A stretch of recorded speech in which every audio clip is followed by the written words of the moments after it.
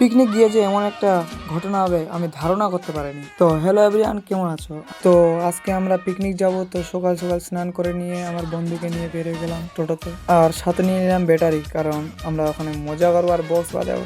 তো ওখানে গিয়ে গাড়িতে এত ডান্স হবে আমি তো ধারণা করতেই পারিনি। বান্ধবী যে ডান্স দিল দেখো গাইস, এত গাড়ি ফারেকায় জল দেখে তো আইম অবাক পুরা।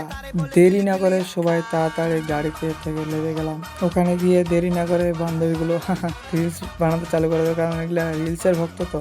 আর রিলস বানাতে গিয়ে চারিপাশের লোকগুলো যে এখন তাকিয়ে থাকে তা ধারণা করতে পারিনি যা হয় আর কি। ওখানে গিয়ে যে এমন ভাবে নাচতে পাবো তা ধারণা করতে পারিনি। সবাই তো অবাক, আইএম তো অবাক। তো অবশেষে খাওয়া দাওয়ার পর আমরা বাড়ির দিকে রওনা দিলাম আমার বন্ধুর গান শুনতে শুনতে। তো গাইস, তোমরা শুনো না? তোমরা শুনো।